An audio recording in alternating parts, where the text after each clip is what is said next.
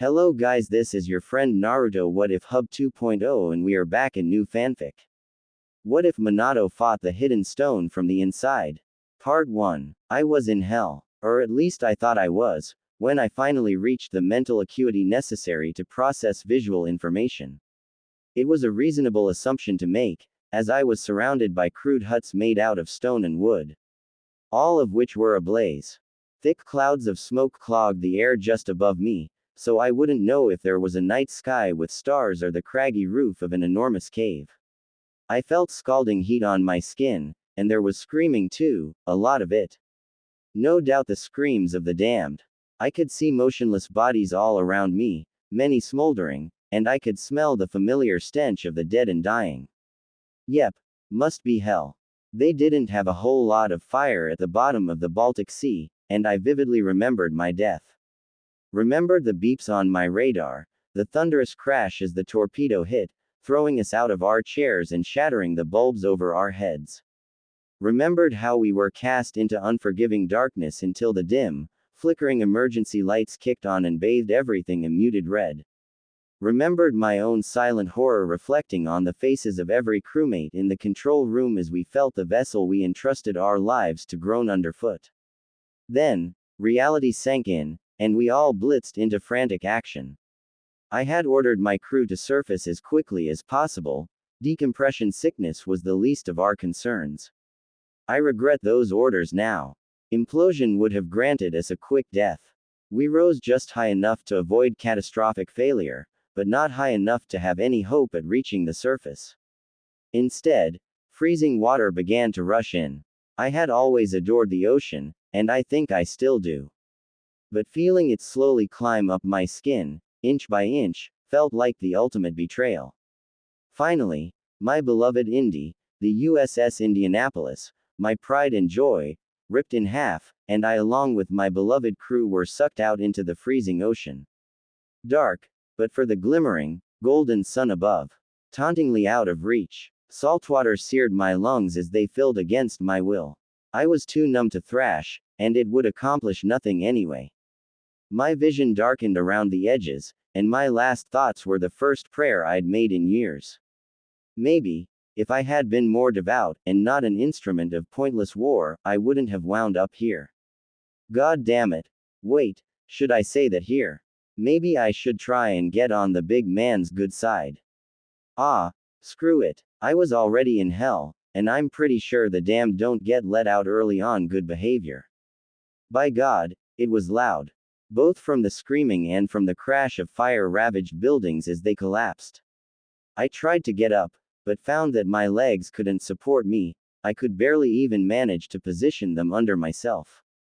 Annoyed and panicked, I tried to at least cover my ears, but I didn't have the strength to lift my arms either.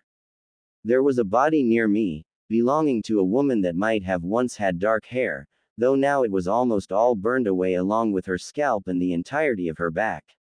I could tell she had frantically rolled on the dirt road, trying in vain to put it out, something I thought should have worked. The fires of hell must be unnaturally fierce, however, because she died with her face twisted in agony and desperation. How can a person die in hell? Was she double dead? Did she get sent to turbo hell? If she redeemed herself during her time here, would she go to heaven? Or did PEMDAS happen and she got sent up one level to purgatory? I hoped she ended up someplace better than here. For some reason, I felt some kinship with her. Like she was important. But I had no idea why. The strangest thing about the woman was how giant she was. If she stood, my eyes would have only matched up to her knee, if that. As I surveyed my surroundings, I realized that I must have been sent to giant hell by mistake, because everything appeared to be scaled up. The doors on the houses, the metal braziers alongside the road, which were, ironically, the only things not on fire, and even the braying goat headbutting a wooden fence in a frantic attempt to escape were all massive. Goats in hell. Huh. I had seen the devil portrayed as a goat in movies, so maybe that wasn't so strange. A tendril of smoke made it into my airways, and I coughed. And kept coughing, the sound strangely high-pitched to my own ears. Breaths came shallower and shallower, my throat burned, and I tasted blood as my ravaged throat turned raw. It was awful, and I tried to rein in the involuntary reaction. Tucking my chin and clenching all the muscles in my neck, I attempted to build up saliva in my mouth for lubrication. I must have been severely dehydrated, because it took a long time. Furious with myself and my circumstances, I scowled into the blazing village. Hell needed someone to upgrade their infrastructure. This shithole looked like it was built in the Dark Ages. Maybe, if I see a demon soon, I could make a bargain. I'm no civil engineer, but I have some basic mechanical knowledge I was forced to pick up in the Navy, and I knew how to make asphalt. Even Hell's inhuman punishers must be able to see value in paved roads. I might even see one of Hell's keepers now. The only living, conscious, thing I've encountered yet, slowly creeping towards me. It was hard to see from this distance, but I could tell from his body language that he was rather shell-shocked. Not a demon, then. A survivor. I had seen such behavior before, most notably when I had made port the first and only time in Latvian waters. Riga had suffered terrible air raids, but we needed to make repairs and the survivors would do anything to pay back at their aggressors, even at their own continued risk. As they led us through bombed-out residentials and shattered ruins of what they might have considered skyscrapers, I saw this same numb look of incomprehension on their faces, as if they couldn't so much as process the atrocity leveled against them. But as the person, a boy, he might have been a giant but his face was clearly young, drew nearer, I could tell that he was different. He was uninjured, for one, and his clothes were nice, if a little strange. A flowy red tunic. That he was all but swimming in covered up most of his figure. The left sleeve was loose and long, but the right was missing altogether, revealing a bare, toned arm carrying some sort of knife. A soldier, then, I realized. Green, almost literally. He looks like he's about to puke. He's lucky he made it to the battlefield so late. But why were there soldiers in Hell? Was the underworld going through some sort of civil war? If so, I might just find an interesting way to spend my eternal damnation after all. Hey, I tried to call out, but the sound came out unintelligible and was overtaken by more wet, racking coughs. Not wanting his first impression to be of me choking, I quickly smothered them as the cloying taste of iron coated my tongue. But the sound had captured his attention. Taicho, he called out shakily. You need to see this. Another giant came into view, this one much older. He had a full beard, a brown bandana with a metal plate, and an outfit that almost matched the kid's. Only, he had what appeared to be a brown combat vest over the red garment. Since his right sleeve was also missing, I could tell he was incredibly buff, and not with stunt muscles either. He had the same build as Sir, my father, minus the gut I'd always known him to have. A child, he rumbled, and the illusion was broken. I'd never met anyone in my life who had a voice like that. It was low and melodic. It sounded like how cigarettes taste. Then my brain processed his words. Child. I looked down, and found my fingers to be disproportioned and pudgy. I tried to make a fist, scarcely believing my eyes, but my fingers were slow to respond. So I wasn't in Hell for giants. I had been de-aged. Or reborn entirely. Why isn't it crying? A girl looking to be the same age as the first boy, who was all but clinging to her superior's metaphorical skirts, asked. I would have taken offense at the selected pronoun, but I likely would have used the exact same phrasing in her place. Is he even alive? The boy echoed. Okay. It was permissible, but I would have said something just to with him, though I wasn't sure my tongue had the dexterity to manage such a feat. But it didn't matter, because if I unclenched my throat muscles even slightly, I'd be thrown into another coughing fit regardless. Instead, I blinked lazily at him. So creepy, the girl whispered. Again, fair play. It's just sitting there, in Caesar. Isn't it scared of the fire? Cammy, it's right next to its mother's corpse. Oh, was that my mother? I looked back at the burned woman. She did seem to be reaching out towards me, with desperation fixed by rigor upon her face. That explained the sense of familiarity I felt. Even though I didn't know the woman, I couldn't help but feel a little sad. I hadn't had a mother in my past life, I guess the streak continues. She's a baby, their leader said, and I internally thanked him for his observational skills. Babies aren't known for their ability to think. I bet he would be a great singer. She's still an Earth country citizen. We'll take her with us, and any other survivors we find if they can be transported. As he surveyed the burning remains of the village, his face was a mask of fury. Those Konoha bastards. Iwagakure will never forget this. Wait. What? Wannabe. Important author's note, PLZ read. Hey y'all. Thanks for giving this FIC a shot. It's an ambitious project, so I hope you enjoy reading it as much as I enjoy writing it. First, some logistical things. This first chapter was a short introduction, preface. Expect all future ones to be considerably longer. I'll try my best to release a new chapter every week. This story will be cross-posted on AO3. Also, this FIC assumes that you have a decent familiarity with the Naruto world, Naruto fanfic in particular, as well as gamer mechanics. But even if you don't have either of these things, you should still be able to enjoy the story. I imagine y'all aren't sure what to expect with this FIC, so here's a brief explanation of my vision. Despite the title and description, this is a gamer FIC. However, it is one unlike any that I have ever encountered in any fandom. I've worked hard to make the gamer abilities that our protagonist will eventually possess make sense in the context of the universe.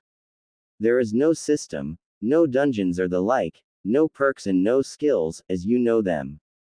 Instead, our main character invents her own chakra abilities around her desire to become a gamer, hence the story's original name, Wannabe Gamer of Iwa. Expect a fresh, unique take on Fuinjutsu and a lot of introspection concerning the nature of chakra. A lot of world building, especially regarding the history and actions of Iwagakure. Canon development on this region is lacking to say the least. A dive into ninja biology and eventually the summoning realm. And a bit of an unfriendly rivalry between the protagonist and one Namikaze Minato. The time period this story takes place in is not very well developed in canon. I've done a great deal of research, and found numerous inconsistencies, a great lack of detail in many pieces that flat out do not make sense. I initially wanted to use canon events, basically, as fence posts, while using my artistic liberty to fill in the gaps between them. I'll still try to do this wherever I can, but after all my research, I've decided strictly incorporating all bits of canon lore will only make the quality of the story as a whole suffer. So if there are inaccuracies, please know that they are intentional. This also applies to the power system, especially considering Fuinjutsu, which is a focus of this story. I think this community, judging from other fics I've read, is rather tolerant, welcoming of this sort of thing. Asano Kazuhiro had lost more than he ever thought he could. His parents were both shinobi, career chunin as he was himself. Only, they were among the first casualties in the Second Shinobi World War, and he continued to stumble his way through battlefield after battlefield, surviving more so than fighting. Like almost all of his class, he hadn't passed the rigorous graduation exam in the academy, and thus didn't get assigned to a team with a Jonin sensei. Instead, he was tossed into the cesspool that was the Genin Corps to die, taking a kunai in the place of more valuable shinobi. It was a miracle that pulled him out of what was a dead end for most, earning him a field promotion for striking a killing blow on a ranked enemy he could never hope to match without the corpses of his entire squadron behind him. Then, Hisashi had lost his arm, and Kazuhiro had been disgusted with himself for how ecstatic that had made him. A shinobi who could inform hand signs was all but useless on the battlefront, where mid to long range ninjutsu reigned supreme, so he had been forced into an early retirement. After a fashion, the Sandaime Tsuchikage had stationed him in Fugataro, a small village well behind their line, as a middling defense between the lands of grass and earth. Now, Kazuhiro was able to visit him much more frequently, as he barely had to alter his course to pass through Fugataro on his way back from the courier missions he almost exclusively seemed to be sent on nowadays. Hisashi's injury had initially sent the man into a depression, but after a year he slowly began to come to peace with it. No doubt his new wife had something to do with that. Omori Mana was in much the same position, though Hisashi had confided to him that her career-ending injury had been internal. Kazuhiro had never felt comfortable inquiring further, even though both of them had insisted, despite their lack of shared blood, that they were all family. One that would have a new addition soon, as Mana became pregnant by the time Kazuhiro had gotten the chance to meet her. That would have gotten most kunoichi in serious trouble, so Kazuhiro kept it a secret, despite never asking his godfather if it truly needed to be. They might have gotten permission for all he knew. With Mana's disability, this might have been the best way she could contribute to the future of Iwagakure. It didn't matter in the end because, on his return trip to Iwagakure with messages from the front, he found Fugataro burned to the ground, with 4 genin barely out of the academy digging mass graves. What happened here? He asked hoarsely as one softened the earth with a jutsu, seemingly not proficient enough to fully excavate the dirt. Leaf attack, a girl said shortly, a pitying glance given as she correctly interpreted his loss. Our contingent was caught off guard and overwhelmed by the strike force. Any survivors? He whispered numbly. Some, the girl said, and a spark of hope ignited within him. They've all been taken back to Iowa. Without another word, he took off in a dead sprint. Wannabe. Nagai Tsuneo stepped into a room filled with scrubs and lab coats and left a completely different person. It was a cruel and depressing irony that the Henge no Jutsu, transformation technique, was his most commonly used jutsu these days, surpassing even his medical techniques. Any witnesses might have assumed that Tsuneo was an infiltrator, and would have attempted to either kill him or rat him out to someone who could. However, a spy or traitor he was not. He was supposed to be here, in this hospital, Henge and all. The deception was a necessary step to hide the fact that Magaki's show only had one medic nin, him. The rest were false identities, created at Lord Tsuchikage's behest and regarded as an A-rank secret. Goya-sensei, a voice called out, breaking him from his reverie. He turned his head to see a panting nurse, if she could be called that. The girl was only 13, and Tsuneo doubted she would last another month in his hospital. Very few ever did. Yes, he snapped. There's a man here, inquiring about the child. Ah, yes, the child. A relative, he questioned. Possibly, she said quickly. We're not sure yet, with all the confusion. He is asking to see her to be certain. Excellent. I was just heading to the burn unit now. Bring him there, he instructed. A minute later, he was running diagnostics over the melted face of a middle-aged man he was keeping in a chakra-induced coma, when the door opened noisily. The nurse, he couldn't recall if he had ever bothered to learn her name, led in a young man in a chunin vest, eyes red-rimmed and shoulders slumped with grief. Please apply salve B6 to this patient's burns, he told her, and she scampered off to obey his directives as he turned his attention to the new arrival. Good afternoon, Tsuneo said softly, adopting a tone more appropriate to the circumstances. The visitor gave a short, bitter laugh. No, it's not. Tsuneo nodded, sympathetically. It's not, he agreed. I'm sorry for your loss. I heard you might have ties to one of our patients. Maybe, the youth said roughly, swaying on his feet. My godfather and his wife were murdered in the attack. His wife was due around a month ago, while I was away on an extended assignment.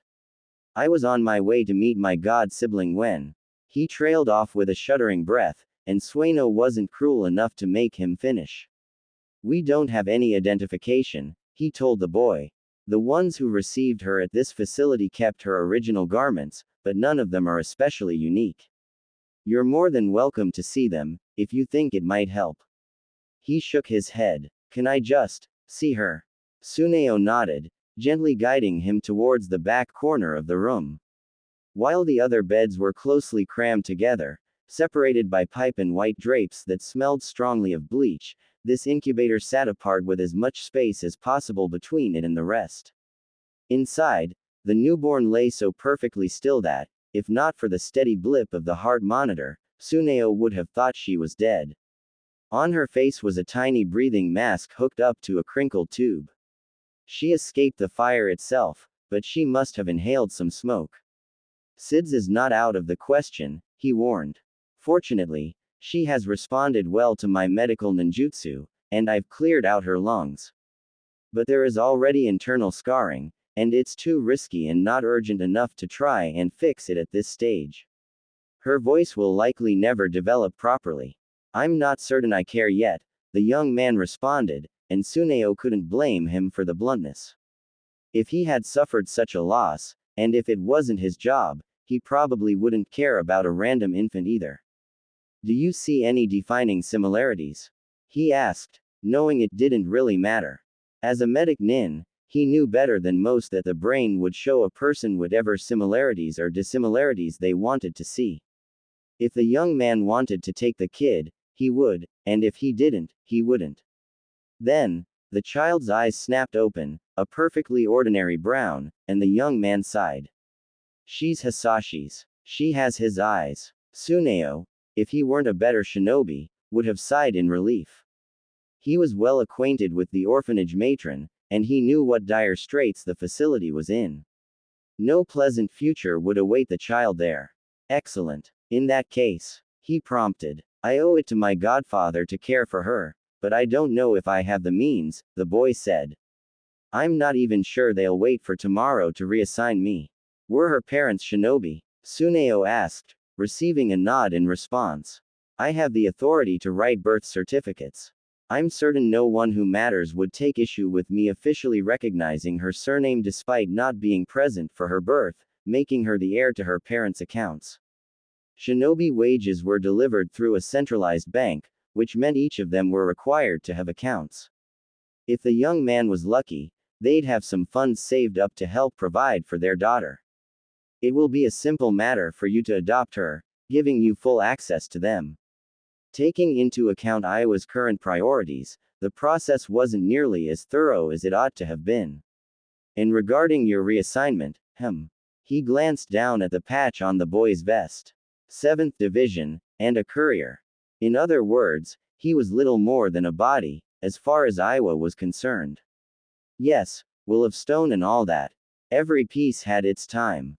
But, as things currently stood, he was little more than fodder on the battlefield. Unfortunately, I do believe you've come down with a case of chakra poisoning, he stated. I apologize, but given the current occupancy of this hospital and your rank, I cannot authorize the use of medical chakra to clear out your pathways. It will take a month to resolve naturally. During that time, I must insist that you stay within the village to rest, and you are forbidden from any usage of chakra until you have fully recovered. I'm sorry, but my verdict is final, and a report will find its way to your commander's desk. Thank you, sensei. I have done nothing for which you should be thankful for, Tsuneo said smoothly. We are each doing our solemn duty to Iowa and her future. On that note, I need to collect some information in order to draft her birth certificate. He pulled out a pencil and pad of paper. Father, Amai Hisashi, he said, voice thick. Mother, Omori Mana. Date of birth, well, she's clearly only a month old, so we'll say, April 16th. How does that sound? He received a nod of agreement. Then finally, we need a name. Did your godfather share any prospective names with you? No, was the short response. Then you must decide on one. It was unfair to force the young man to name a human on the spot. Parents would agonize for months or even years over the task, but there wasn't much of an alternative.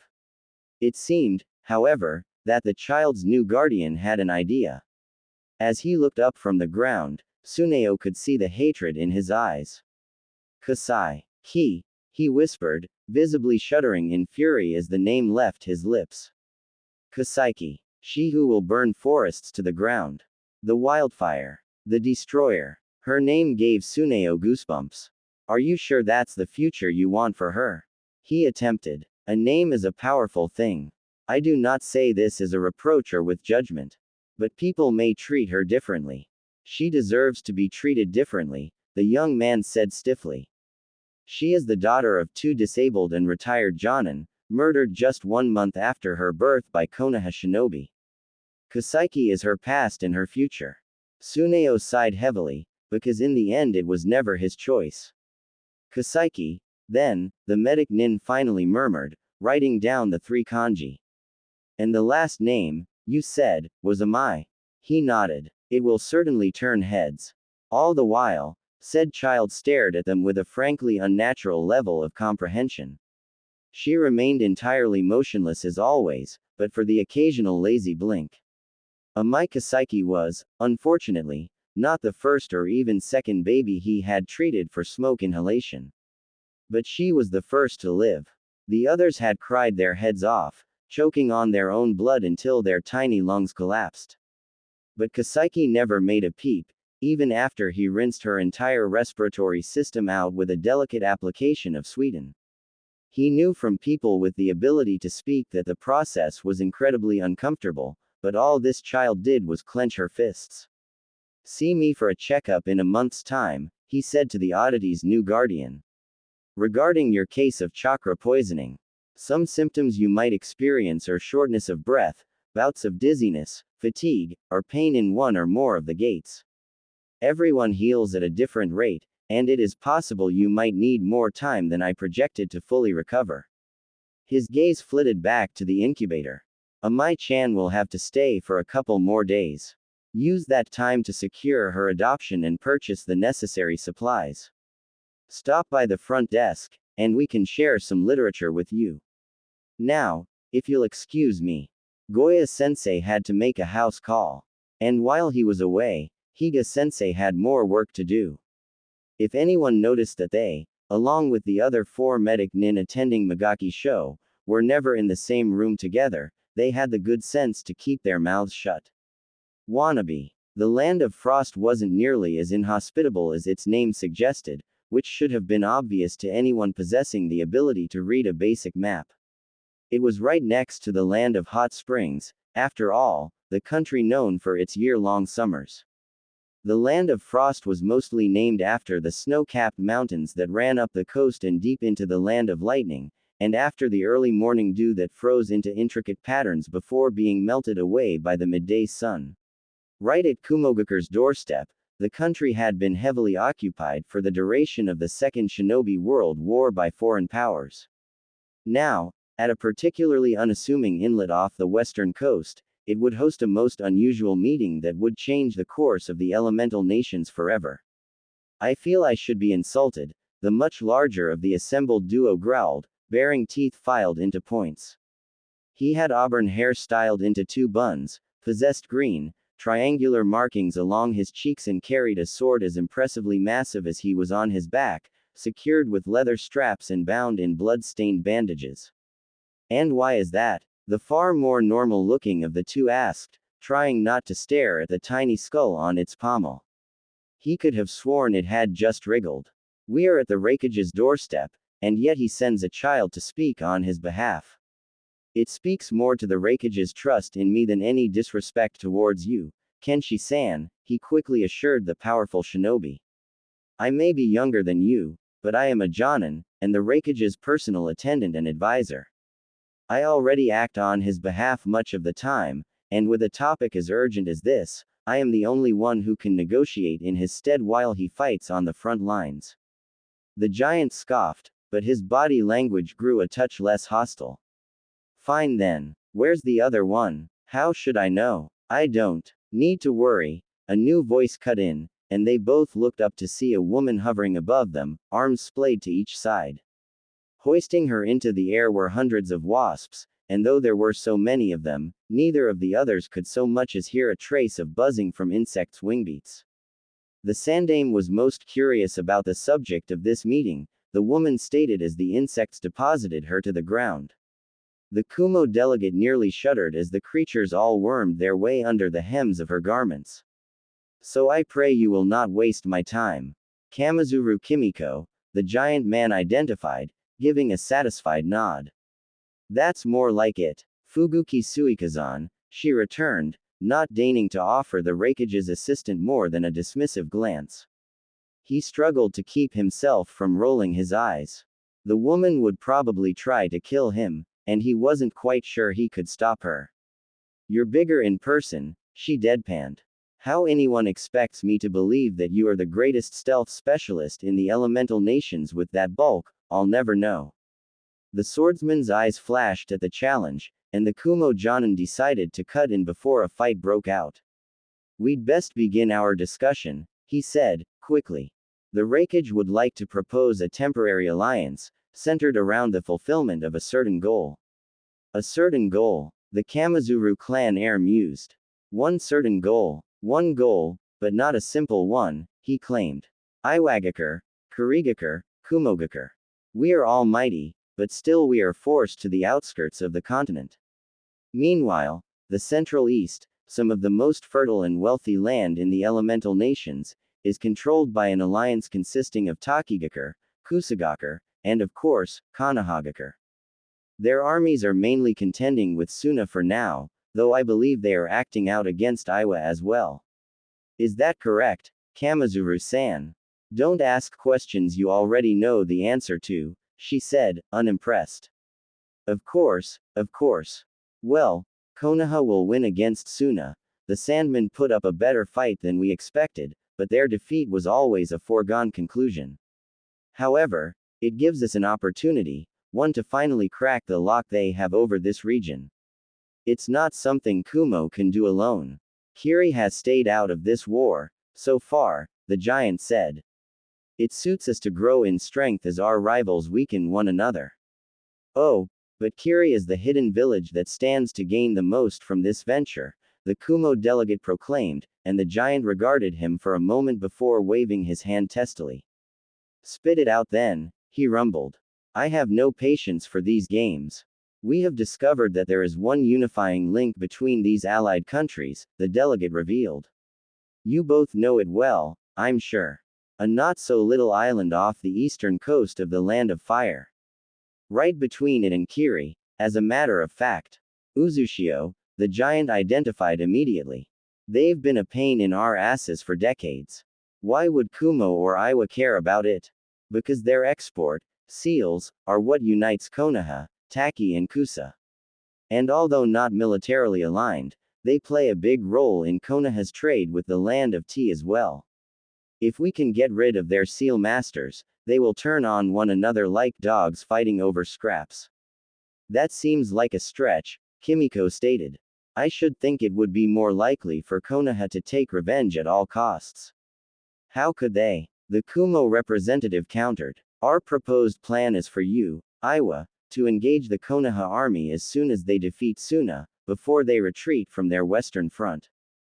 Kumo will rendezvous with an arm of Kiri's forces in the Land of Dreams, where they will provide us transportation over the treacherous waters surrounding Uzu.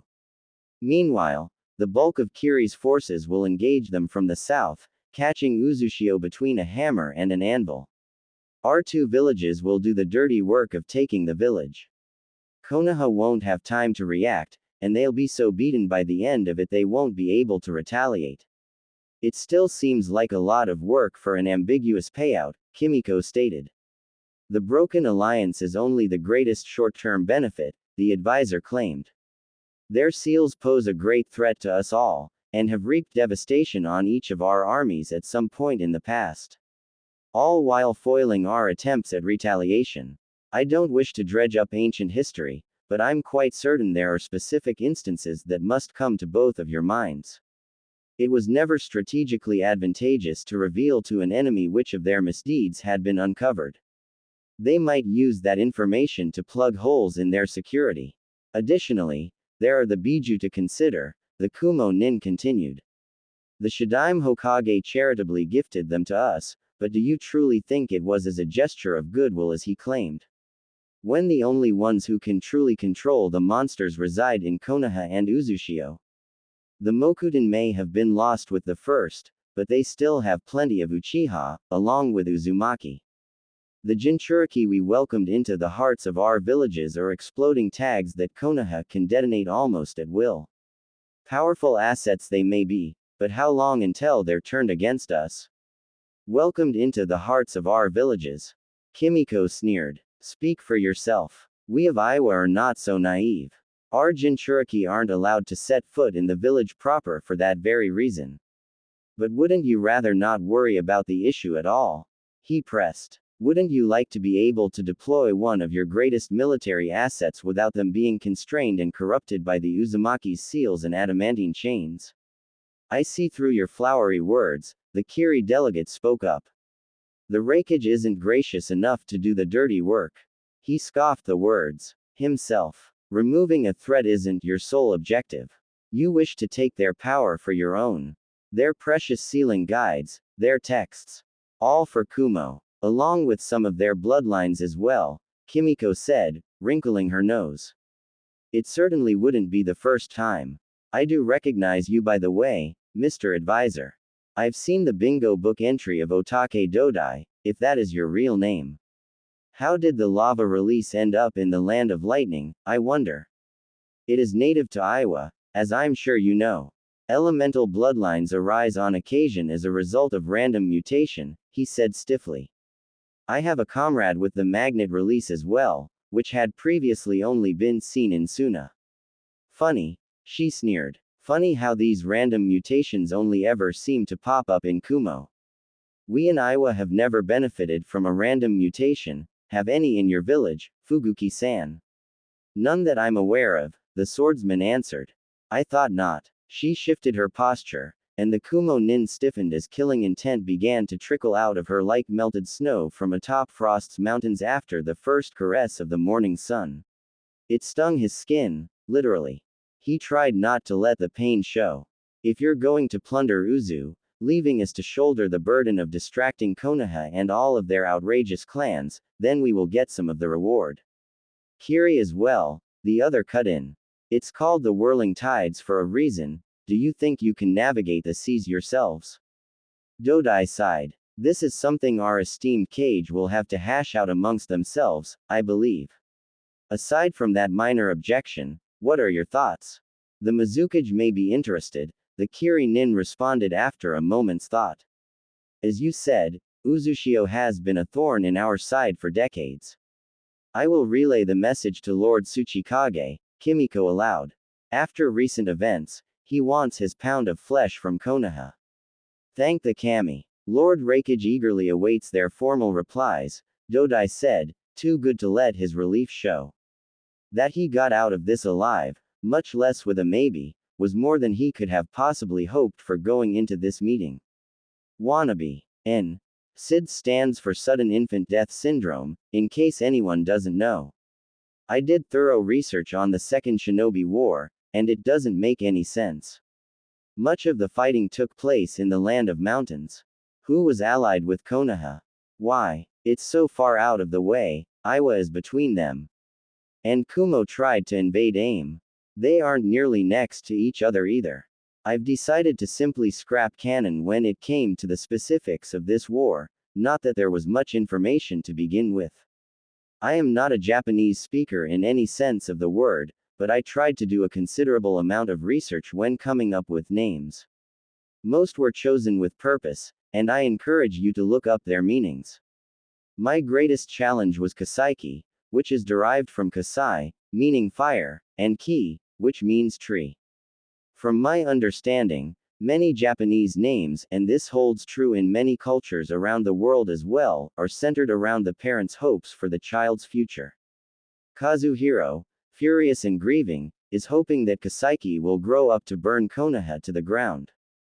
Basically, he's swearing vengeance upon them, and stating that his grudge will be passed on to the child under his care. My headcanon is that Kushina isn't nearly the strongest adamantine chain wielder, and she was able to hold back the Kyuubi no problem. If a stronger Uzumaki is on the battlefield, I would consider it absolutely pointless or even dangerous to bring out a Biju. Wannabe. AN from the future. The reason for the first paragraph of this original note is that many sources that I was looking to were presented as canon, but were actually fanon. This will definitely not be the last time this issue rears its head throughout the duration of this story. I learn how to differentiate later, but many world-building details early on are built off of the fanon of others. I'd credit the originators, but 1. It's been so long that I can't find the sources I was utilizing, and 2. I'm somewhat cross at them for being so misleading. You can take me out of the ocean, but status. It was nighttime, and the hospital, or this room at least, was still and silent. But there was a window that let in just enough moonlight for me to see my reflection staring back at me from the domed, glass interior of my incubator. Status. Still nothing. Maybe I did have to say it out loud. I tried to force the sounds out, but my tongue was pudgy, sluggish and difficult to move. Ta-da! I choked out, the mask over my face stifling what little volume one could manage. My throat felt tight. The doctor had said something about scarring. I'd probably sound like an old smoker for the rest of this life. I was called mouthy a lot in my last one, so maybe this was yet another cruel trick of the fates. Just like being reborn in the Naruto universe and not being stuck in Kiri, or at least Konoha. God, I would have loved Kiri. I adored the ocean, and the ocean usually adored me. With chakra, I could have made the water do terrible and amazing things. I would have even preferred Suna to Iwa. Desert it may be, but wind was half of what made the ocean the ocean. And I'd have to look at a map to be positive, but I believe Suna has direct access to a southern sea. Iwa has a coast, but it borders a polar sea, and I'm significantly less fond of cold water, especially after my death. SZSZZ. Ta. Da. Z's, I tried to enunciate. Damn S's. Still, there was nothing militaristic, cruel Iwagakure I could do. War, even from my limited perspective, I could easily tell that one was going on, was nothing new to me either. Clanless orphan, I would take it in a heartbeat with no complaints. If I could just have goddamn gamer powers. But no, that would be too easy. I'm starting as a goddamn NPC, with no special abilities or inherited techniques to draw upon. I was toast. After letting myself wallow in self-pity and catastrophize for a minute, I decided to speedrun the 5 stages of grief. God. Cammy. Cammy. I can't believe this shit. I can't be alone and powerless in a world with giant chakra beasts and a powerful but barely developed magic system. And I can't be in Iowa, the village famous for both being assholes and for losing every war. They're literally the 1900s Germany of the elemental nations. There's no way I'm going to be some nobody, forced to follow orders of dumbass military squares with political agendas. Hard-headed, isn't that what Iowa prides itself on being? Well, I'll show them hard-headed. I'll be the hardest chick around. Wait, pause. You know what I mean. Climbing the ranks is a must, though. There's got to be someone who'll help me on that front, right? Iowa wasn't exactly well fleshed out in the story, but they are willing to cooperate during the Fourth Shinobi World War. Maybe they aren't as bad as the stories make them out to be. They might not be as lovey-dovey as Konoha, but I'm sure there will be an opportunity to impress someone up top and maybe get some special training. I just have to put on a good show. And Iowa might lose a lot, but they're still considered one of the strongest hidden villages, powerful enough to stalemate Konoha in the Third War before the Yellow Flash showed up. I think. Yeah, and I'm used to a rigid military structure. I might be able to fit in here. Who am I kidding? There was a big difference between the U.S. Navy and Iwagakure no Sato. Even Konoha committed war crimes on the regular, and this place by all accounts was a hell of a lot worse. I'll admit I don't have the best moral compass, but there are things even I can't abide by. I won't be able to do anything about that until I'm extremely high up in the village hierarchy, and how could a no-name orphan get to that stage? The only thing they probably respect here is strength, and even if I work my ass off, how could I possibly begin to compete with the big names in this world without a bloodline? I sighed, and I could feel the warm air condensing under my mask. With hard work, that's how. What use was there in despairing? I was in Iwagakure, I was an orphan, and I'm pretty sure I'm not from any fancy clan. If I was, I doubt I'd be left alone in a public hospital. There was nothing I could do right now to change any of that. But I did have some advantages. A mind advanced well beyond my peers, military experience, knowledge of the future, a rudimentary understanding of the power system, and the imagination of thousands of fanfic authors behind me. I couldn't change the circumstances of my rebirth, but I could prepare for the wars that I knew were coming. There were so many things I had to do to prepare, if I didn't want this life to be cut short just like my last one. I mean, not now, I'm only a month old, so I'm completely helpless.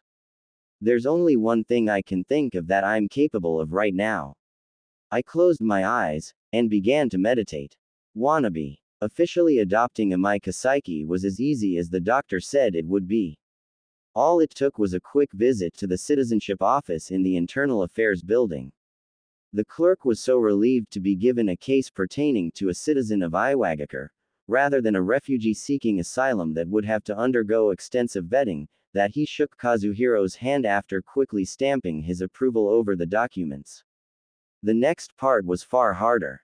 Despite offering Kasaki's birth certificate and freshly stamped adoption records, it took an infuriating amount of work to convince the bank manager, a slimy man with a patchy beard and a weak chin, to allow him to merge the funds in Hisashi and Mana's accounts with his own. The man might have continued to deny his request if Kazuhiro's temper hadn't uncharacteristically reached a boiling point and he began shouting.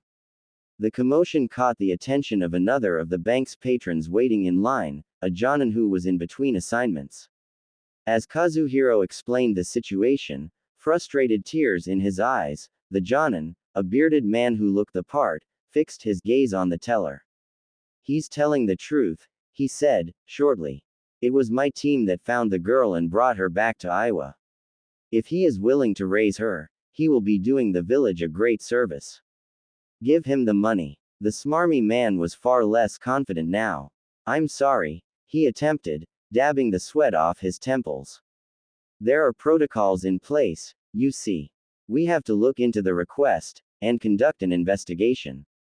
The jonin reached out and grabbed the stone sill of the teller's window. I'm not sure you heard me, he said as killing intent began to permeate the air, drawing curious and nervous looks from the rest of the shinobi waiting in line. Give him the damn money.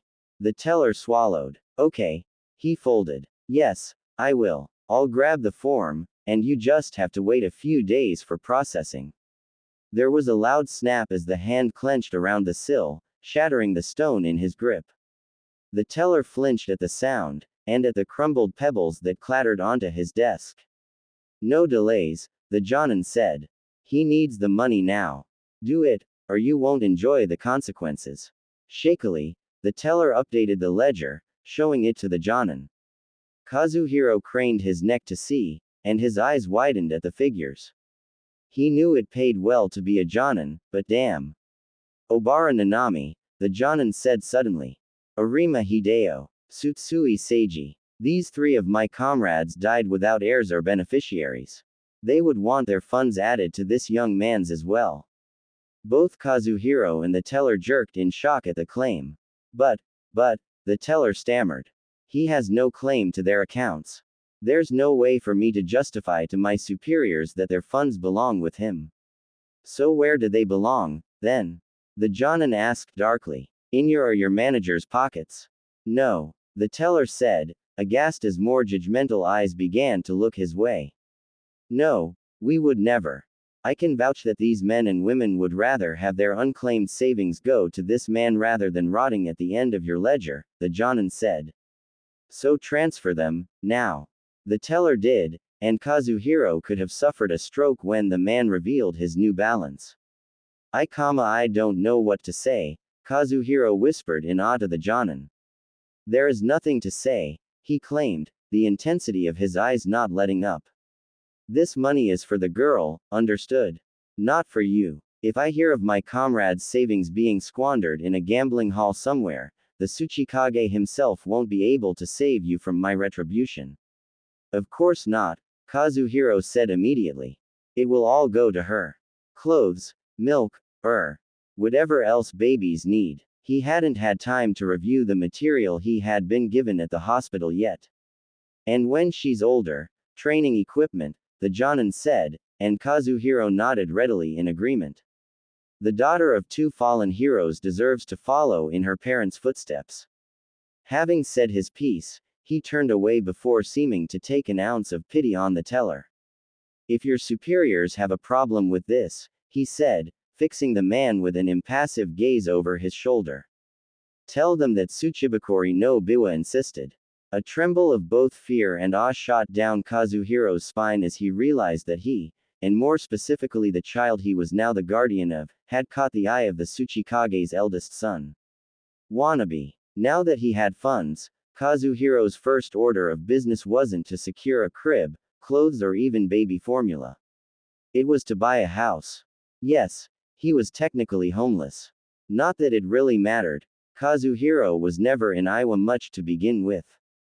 After his parents died, leaving him with barely over a tenth of what he had gotten from Hisashi's account alone, he had been forced to sell his childhood home and almost everything in it, finding an apartment instead to stay in. He earned far less than what the property should have been worth, as buying houses was incredibly low on everyone's priority whilst at war.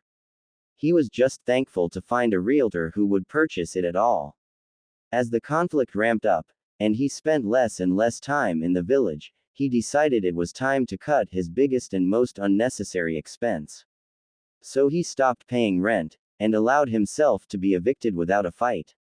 The few nights he was inside the village, he would stay in its cheapest and shittiest hostel, which was a hell of a lot more affordable. But with Kaseki in the picture, he needed a more permanent residence. And with his bank account heavier than he could have ever possibly imagined, he went house hunting. It would probably be prudent to pick somewhere close to the one of the daycares, he mused. He couldn't stay out of active duty forever, and babies required a lot of attention. Luckily, this was an incredibly common problem in Iowa, and the village provided free services to shinobi parents in their absence. Free services weren't exactly known for their quality or effectiveness, however, especially with tensions inside the village being so high. He was worried that, if his house was a bit too inconvenient to reach, they might be late or otherwise reluctant to properly care for Kaseki. It wasn't something he would have even considered if not for the fact that many kunoichi in his academy class had been drafted into the service, and he recalled hearing them complain about it. Utterly overwhelmed, Kazuhiro let out a sound that was somewhere between a groan and a sob, leaning against the corner of a storefront and covering his eyes with a forearm. He didn't know what he was doing.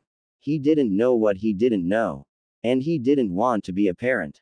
All he wanted to do right now was cry, and rage, and maybe return to the front to kill a couple of leaf scum or die trying.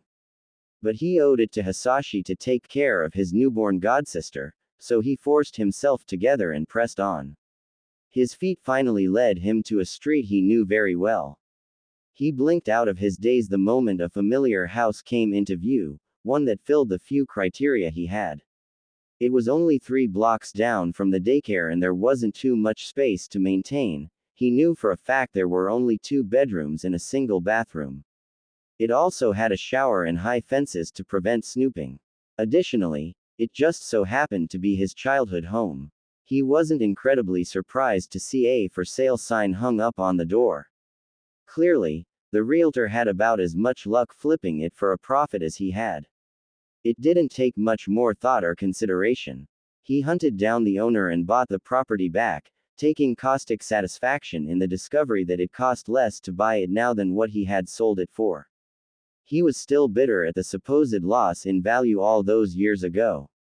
On his way back, he ran into a couple brats who he offered to pay to clean the place for him while he worked to furnish his new old home. They agreed after some haggling, and by Kami Kazuhiro was glad to finally have money. He considered this a necessary expense for Kaseki's continued well-being, since their new home was doubtlessly filthy and dust couldn't be good for a baby's tiny lungs. And didn't the doctor say she already had respiratory issues? Yes. This was incredibly necessary. He found all the pieces of furniture he required easily enough. It was all secondhand, or perhaps 11th, and he spent the better part of the day lugging it all back to his home. As soon as he deemed that the brats had done a good enough job cleaning out the dust and cobwebs, he paid them and went to meet his neighbors. Not out of any desire for community, but out of hope that they would be parents willing to help him out in a pinch. He got the feeling that he would be running into quite a few of those. At the house across the street from his own, he struck gold. Kazu-kun, a matronly lady exclaimed the moment she laid eyes on him. My goodness, how long has it been? It took him an awkward amount of time to remember her name. Hamamoto-san, he greeted. It is very nice to see you again. Oh, call me Akane Obasan, she insisted, even though they had never been that close before he moved. Pointing that out would only hurt his cause, so he embraced the familiarity with open arms. Akane Obasan, he acquiesced with a strained smile. It's been too long. After the deaths of my parents, I was forced to sell our home to make ends meet. I beg your forgiveness for not bidding you a proper farewell, I was so distraught. There is nothing to forgive, she said firmly. You were so young, only 12. I can only imagine what that must have been like for you. It was not easy, he said, which was a massive understatement. But a shinobi is one who endures. It's in the name. Hamamoto-san clucked disapprovingly. But shinobi are human, I should know. I birthed one of them. Thanked Kami. He had never known that Hamamoto-san had children. Given the woman's age, they were likely older than he was by a considerable margin. If they were still alive, he wouldn't ask in case they weren't. That conversation wasn't one he thought he could bear at the moment. On the topic of birth, he said, My godfather, I'm not sure if you ever met Amai Hisashi. He and his wife were killed by Leaf Nin, leaving behind a newborn daughter. Neither of us have any family to turn to, so I adopted her. Adopted? The woman spluttered. But you're only 16. There was no other option, he said, doing his best to push down his anger. Yeah, he was 16. And no, he wasn't ready. He didn't know if he ever would be. But that wasn't the point. I understand your concerns. Believe me, I feel them too. But I'm sure even this 16-year-old can give a child a better life than she would receive in the orphanage, and I owe it to her father to try. Hamamoto-san drew a sharp inhale, but Kazuhiro soldiered on. But I can't do this alone. He drew a ragged breath before kneeling before her despite her protests. I beg of you, could you please help me through this? Because he choked. I just lost the only person I had left. And I don't know what to do. Though he wasn't proud of it, he had intended to take the manipulative approach, and in a way he still was. But it seemed as if the day had caught up to him. The act dissolved, and all he could be was sincere. Kazu-kun. No, Kazuhiro-kun, she said, laying a wrinkled hand on his cheek. Raise your head, please. He didn't, because tears were running down his chin and each one of them weighed a ton. Hamamoto-san sighed. This war has taken so much from so many. You have my greatest respect for your sacrifice, and my greatest admiration for adopting that child. Of course I will help you, as much as I can. Thank you. From the bottom of my heart, thank you. He tried to pull himself together, and found the task nearly impossible. But he could fake it, for Kasaiki's sake. Yoroshiku ongeishimasu, Akane Obasan sensei, he joked, and took the slight chuckle he got as a victory. Wannabe. Fanfics led me to believe that normal humans who transmigrated to the elemental nations would automatically be cognizant of their own chakra, as the energy was so foreign that it couldn't help but stand out, sometimes to the point that it caused mild to intense discomfort. That, apparently, would be too convenient. Chakra was elusive. So elusive that, if it hadn't been iterated time and time again that chakra existed in all things living and non-living in this world, I would have given up searching. However, as an infant, I had nothing but time. I would have had no idea where to begin if not for the good doctor. When he cleared out my lungs, an experience I would do my damnedest to avoid repeating, let me assure you, he used what I assumed to be medical chakra. I'm not sure if this is canon or fanon, but I remember something about bodies rejecting foreign chakra, and that medical jutsu worked by molding the caster's chakra into something that the patient's body could accept. The explanation seemed in line with what I experienced. All I could feel in the process was the water as it swirled inside me. Herc. Just thinking of it made me nauseous. But then, 2 days later, he used another jutsu on me, one that likely had roots in medicine but didn't use medical chakra. And oh boy, that I could feel. The sensation was indescribable, and not necessarily in a good way. But even after it receded, drawing itself out of my body the same way it came in, a feeling of emptiness lanced through the affected areas as if the chakra carved grooves in my very being. Grooves that were naturally filled in an instant later with, oh. My own chakra felt better. It moved through what I knew to be its own circulatory system, filling the empty grooves and soothing them like aloe gel over a sunburn.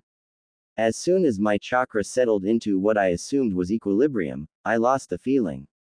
Gain, I chirped unthinkingly, and the doctor froze. Ah, crap. Babies don't speak. I didn't necessarily want to follow the stay under the radar philosophy that many FIC protagonists abided by, but this was a bit much. If Konoha had Danzo en route, Iwa certainly had something worse. I've never heard a peep out of you before, he murmured, and I would have slapped a hand over my forehead if I had the arm strength and didn't know my dome was, at the moment, dangerously squishy. Babies don't speak. Why would he assume I said anything intelligible? Did my chakra disturb you, perhaps? He wondered. No, wait, I can't make him afraid to try that on me again. Give me those grooves, Doc. I gave him my best. Cute baby almost giggle, and though it was embarrassing, it seemed to do the trick. What a strange child, he murmured. Reaching out, he did what I assumed was a hand seal, I'm not weeb enough to know which one, and touched a finger to my opposite elbow. Boom, instant grooves. My chakra rushed in to fill the voids, and I let the feeling roll through me like a freshwater stream. No, that picture was too calm. It was like an ocean, dashing its waves against a cliff face. Once it was filled, the tide began to settle into something calming once more. I didn't want that. I was no calm sea, I was a tempest, a hurricane. Something that I could feel, not something that would fade away into the background. If I lost this, and the doctor didn't see fit to give me another groove, how would I find my chakra again? Despite it being inside of me, I barely had any more control over this ocean than I did over a real one. But that didn't stop me from kicking my metaphorical feet and splashing around as much as I could. For all of 2 seconds, before a massive hand pressed itself against my side. Don't do that, he snapped, and the military brat in me recognized an order from a superior officer when I heard one. I stopped splashing immediately, to his visible surprise. He stared at me with an intensity that I had never yet suffered in this form, and a twinge of unease passed through me. Was Mr. Doctor a censor too? Did you do that on purpose?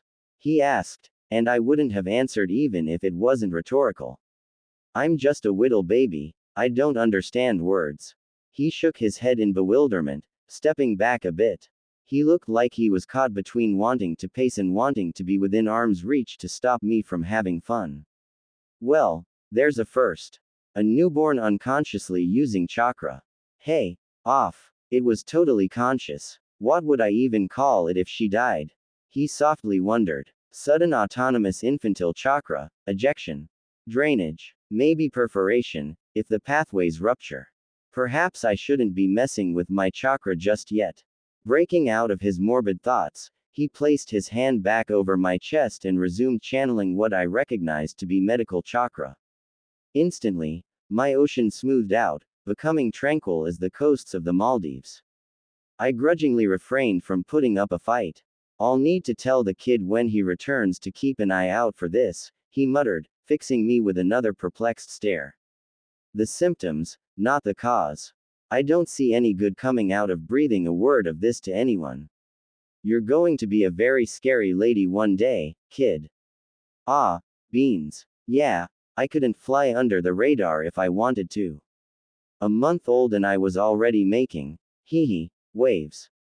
Wannabe. Approximately an hour and a half later, my boredom once again became intolerable. I blame it on growing up with the internet. Just a little nudge wouldn't kill me, right? The hurricane left an impression, but I could feel its memory fade further and further from my stupid, underdeveloped baby brain with each passing second. Before it could disappear entirely, I kicked one foot, nay, a single toe, creating the slightest of ripples. In my imagination, that ripple changed form, becoming pill-shaped and elongating as a little periscope poked out of its top. Like the easily entertained child I always was, I sent it on its way, closing my eyes as I eagerly followed its voyage. The sea it explored may have been unlike any I had ever descended into, but I would conquer it like any other. And my first step towards doing so was to learn its currents. Wannabe. This is explained in the anime, but in case you don't know, the first kanji in the written word, shinobi, is the same kanji that is used to write, to endure. That's what Kazuhiro is referring to when he is speaking to Akane. Also, Yoroshiku ongeshimasu, is a multi-purpose phrase that roughly translates to, please take care of me. I assume any anime, manga enjoyer knows this, but just in case. Home sweet home. It's nice to officially meet you, the youth in front of me said with extreme awkwardness.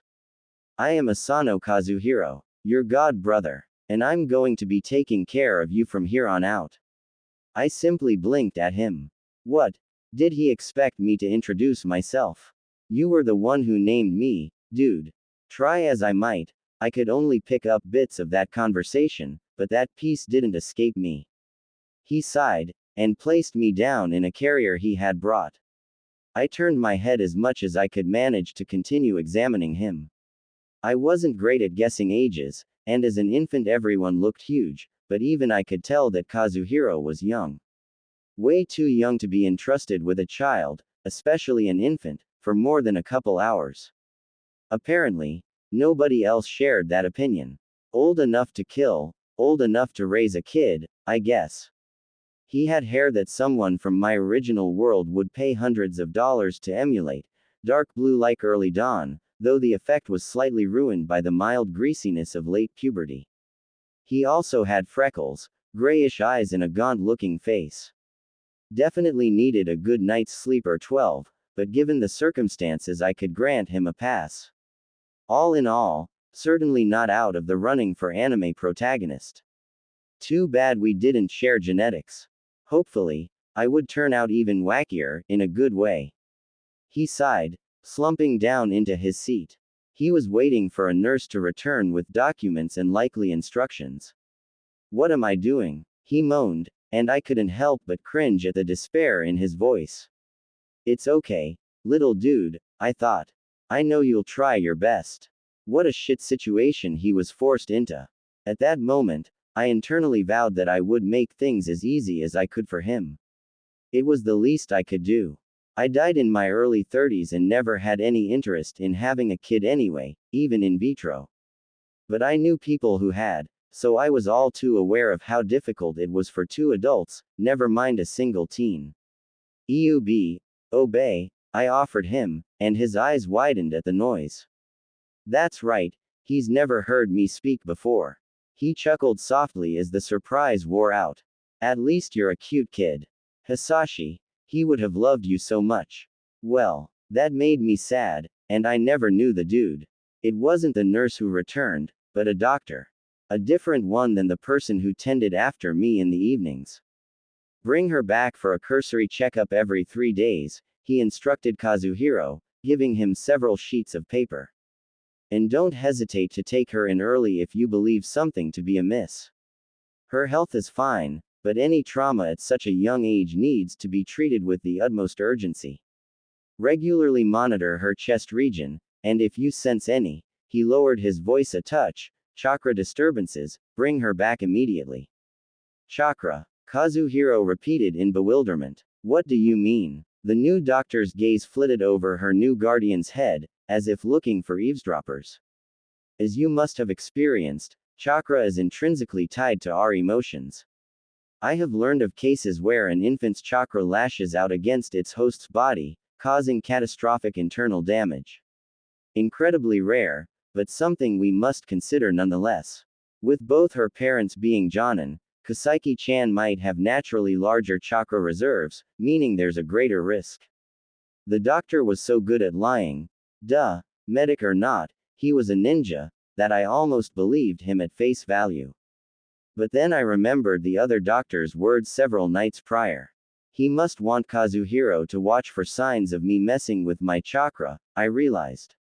I thought he said he wasn't going to tell anyone about that. Perhaps the case study he described was a real thing, and he instructed this new doctor to warn Kazuhiro about it.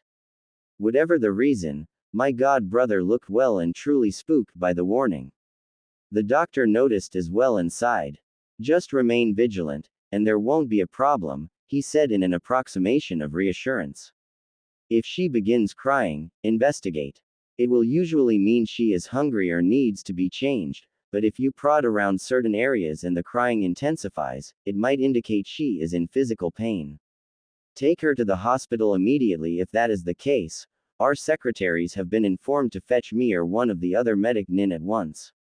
Damn. He was really worried about me exploding myself, wasn't he? Kazuhiro nodded seriously. She doesn't seem like much of a crier. You can thank Kami for that, the doctor said.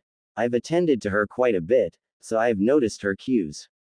She doesn't seem to cry when babies typically do. When she's hungry, she'll make mouth sounds. When she needs to be changed, she'll flail her arms. Other than that, she's silent. Perhaps it has something to do with the vocal scarring, and the associated difficulty of producing audible sounds. The act of crying could be too difficult for her. Though she does possess an uncommon degree of intelligence beyond that. When I make my rounds at night, she always calls for food at nearly the exact same time. As if she can regulate her own schedules according to my presence, which is notoriously rare before the 12-month mark. He had attended to me quite a bit.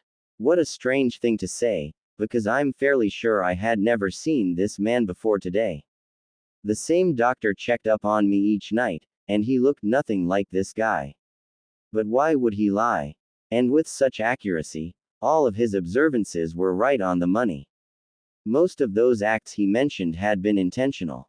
That's good to know, Kazuhiro said, ducking his head in appreciation. Thank you for all you have done for her. Stones at the base are what makes a mountain strong, was his reply. And with that, they left, and I caught my first daytime glimpse of Iwagakure. Wannabe. Hidden villages might have started out deserving their adjective, but that approach soon grew unrealistic.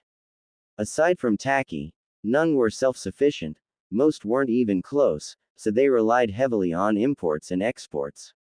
And if merchants couldn't find the village to trade with in the first place, then there would have been a big problem. Unlike some other villages, Konoha, Iwagakure was rather subtle.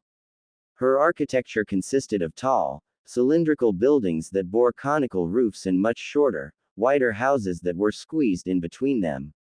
Though unconvincing up close, at a distance the phallic-shaped buildings did well to blend in with the titanic mountains that surrounded Iowa on all sides but one. Other hidden villages had man-made walls, but Iwagakure's were all natural.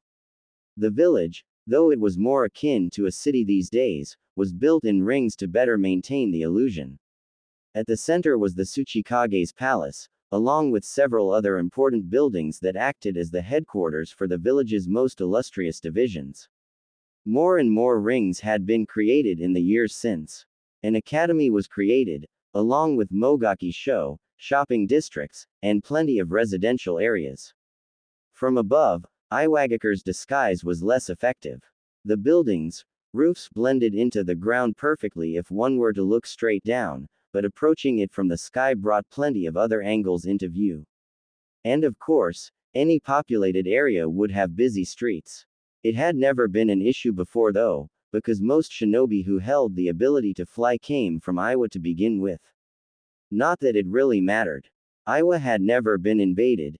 In fact, an enemy army had only breached the land of Earth's borders 3 times in their entire history. Smaller armed forces were another story. This was due to the incredible degree of battlefield control Iwagakure shinobi with a good grasp on Doden techniques possessed. Without vegetation, sand or water restricting their techniques, there was little stopping them from collapsing an enemy camp from below, hiding devastating traps or even causing avalanches. Earth jutsu may not have been as flashy as fire, lightning, wind or even water. They were rigid, unmalleable and stubborn.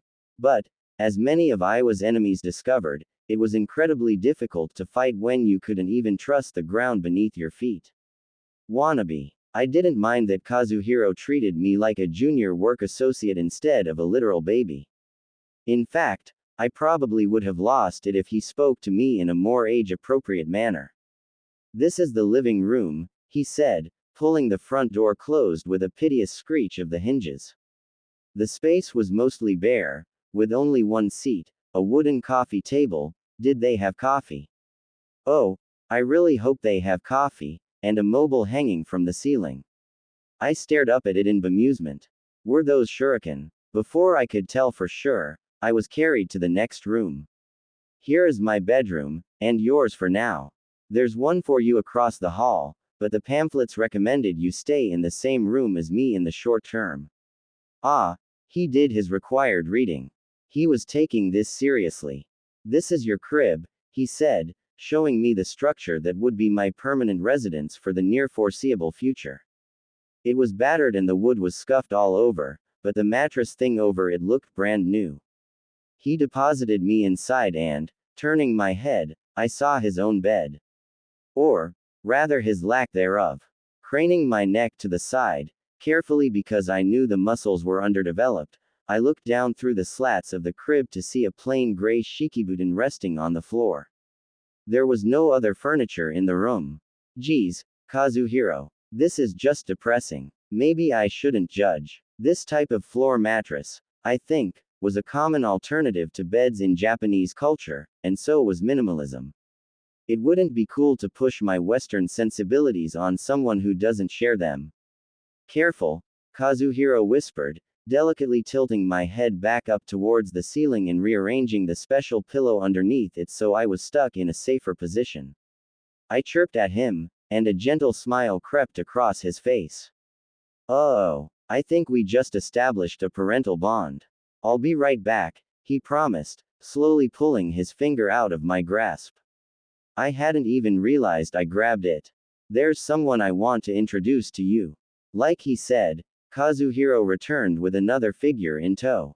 Completely unable to sit up, I turned my baleful expression to the newcomer, an older woman who cooed over me as if I was, well, a baby. My appreciation for Kazuhiro went up another notch as I bore the humiliation in silence. "This is Akane Obasan," he introduced as the woman continued to prod me. "She'll be helping me take care of you." Oh, thank God. This body was so unbelievably frail.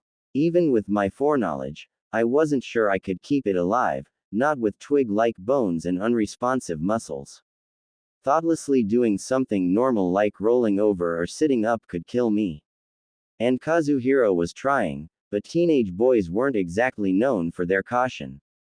"I wish you had come to me before you bought this so-called Akane Obasan chattered on, fussing with the chipped wood of the crib.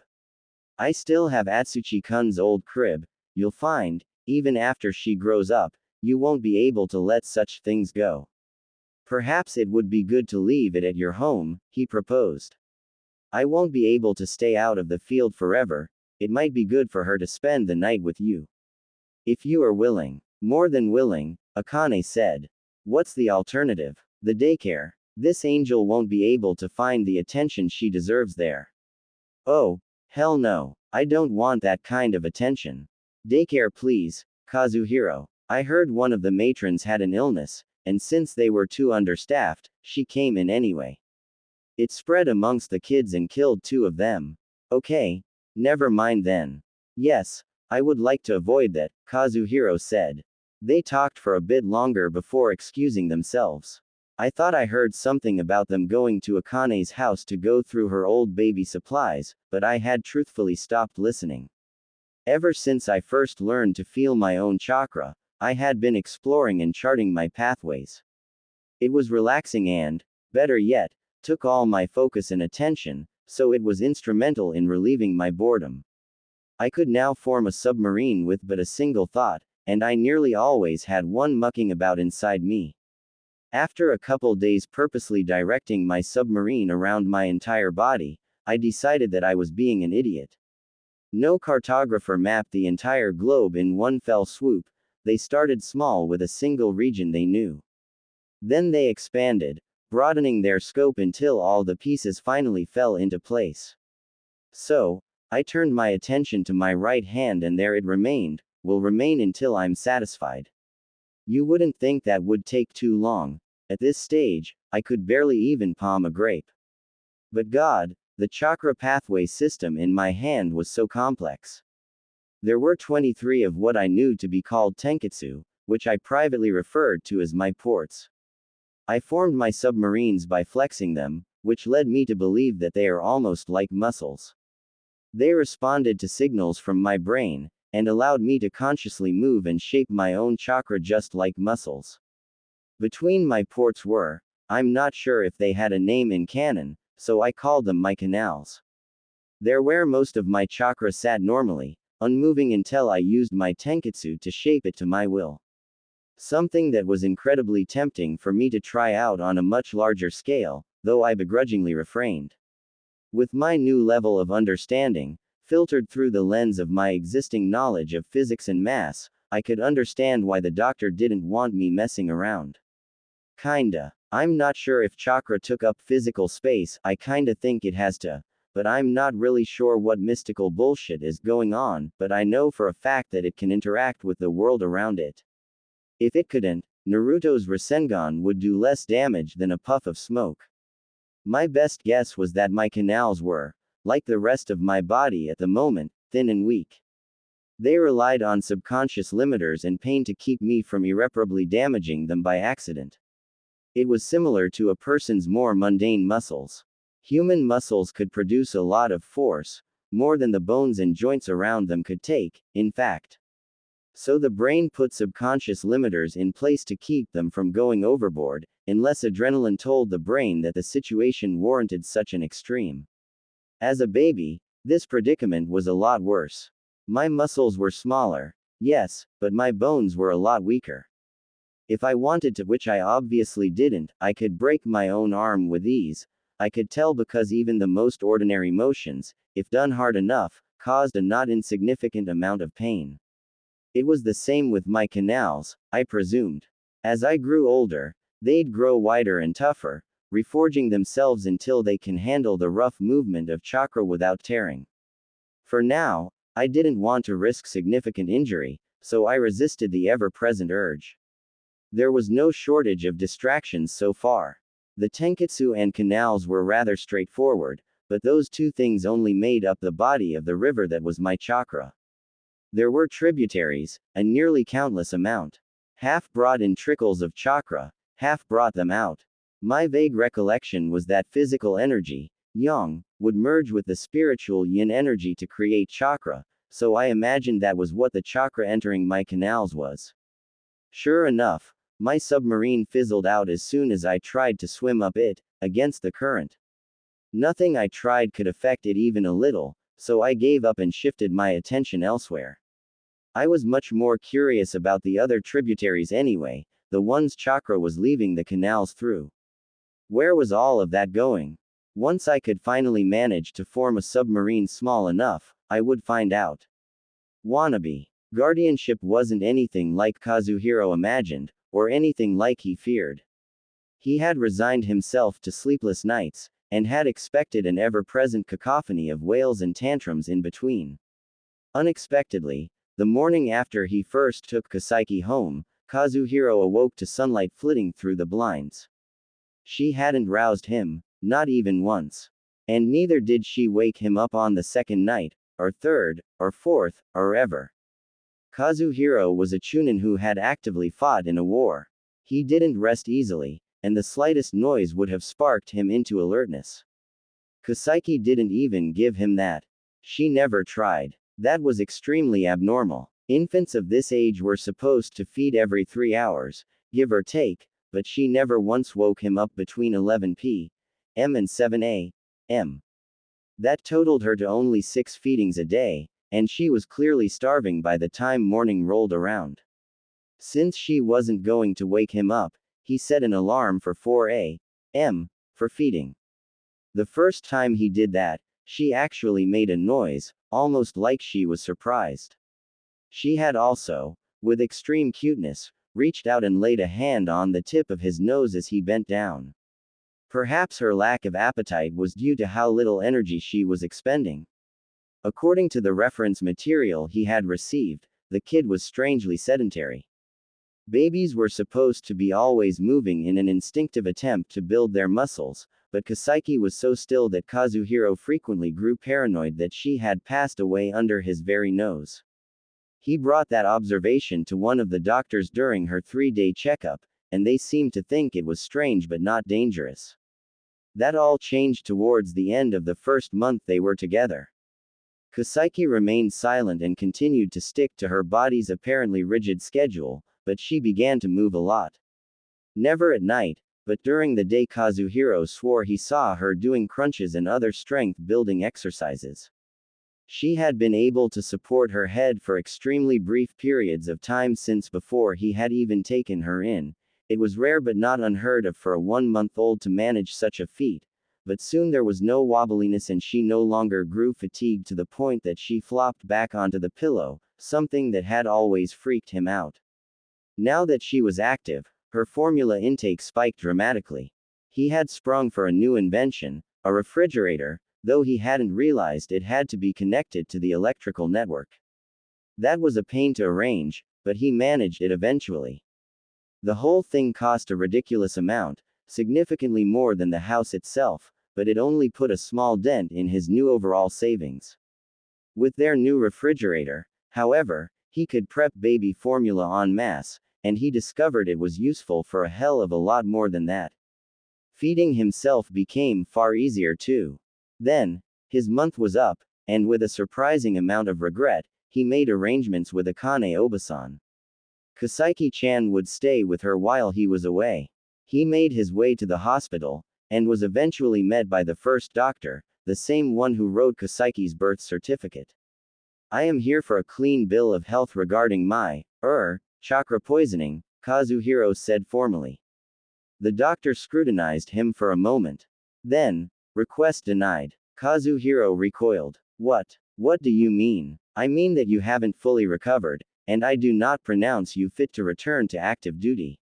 "Sensei," he argued, thoroughly perplexed.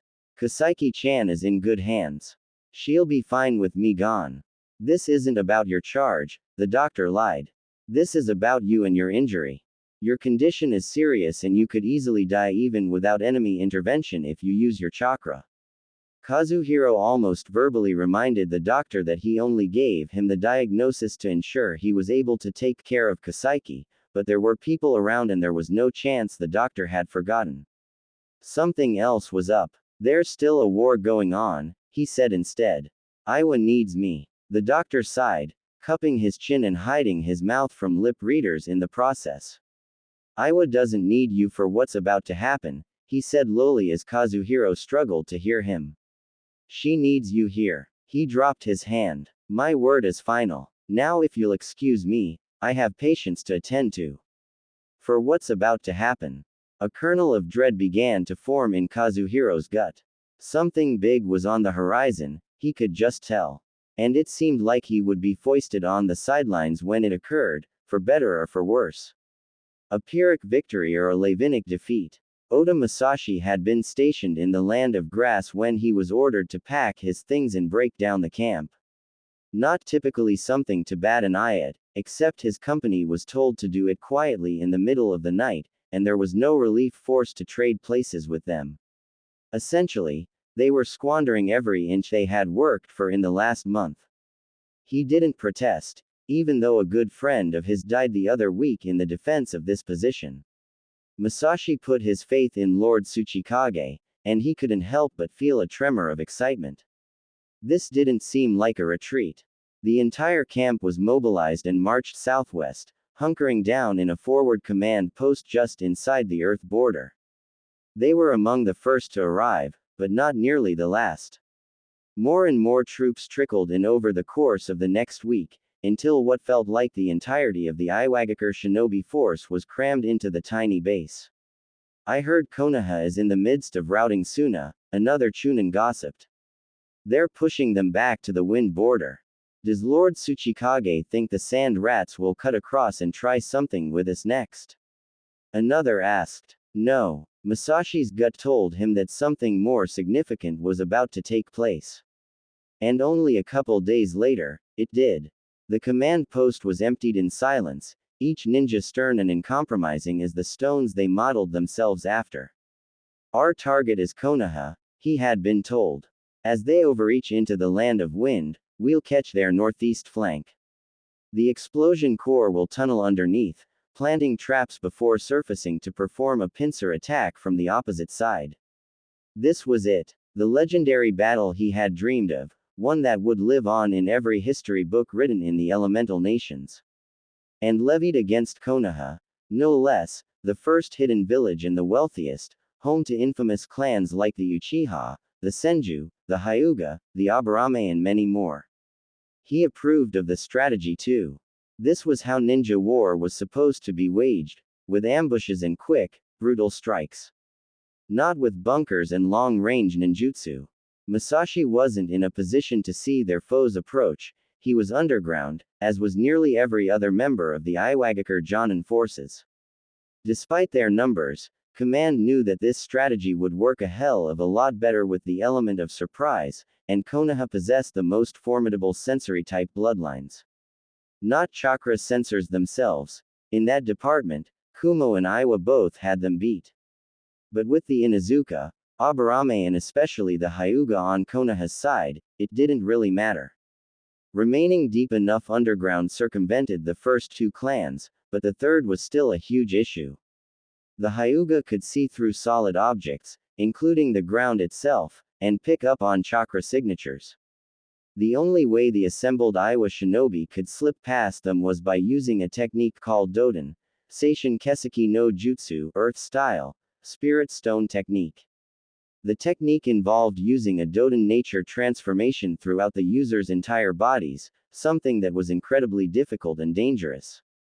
Leaving it in place too long would prove fatal, and Masashi bet that at least a couple of their Chunin would die before the first blow would even be exchanged. However, if the Hyuga were to look in their direction with it active, they wouldn't be able to distinguish their bodies from the rock surrounding them. Hopefully, everyone without a Doden chakra nature and those less competent with the technique would be forced to wait nearly a mile away from the ambush site, just in case. With the explosion core kicking off the fight, they would have no issue telling when it began. And neither would he. Masashi both heard and felt a thunderous shake in front of them and quickly exerted his will upon the surrounding earth, softening it so as not to be crushed to a pulp by the vibrations. His and his comrades' Seishin Keseki broke at that moment, so they wasted no time to rise to the surface. He found the Konoha battalion in shambles, their dead numerous. Exploding clay had been laced below the ground they uncaringly trod on, and they'd been too absorbed in celebrating their meaningless victory over the sand rats to notice. The trap had been detonated right as the center of their company passed above it, splitting the survivors into two clusters. Masashi and his comrades charged the nearest one, leaving the other for the explosion core to hold off until their distantly awaiting backup arrived. It almost seemed too easy. Until there was an ear-shattering pop, and three massive plumes of smoke erupted from the group they were charging. From within each arose a titan.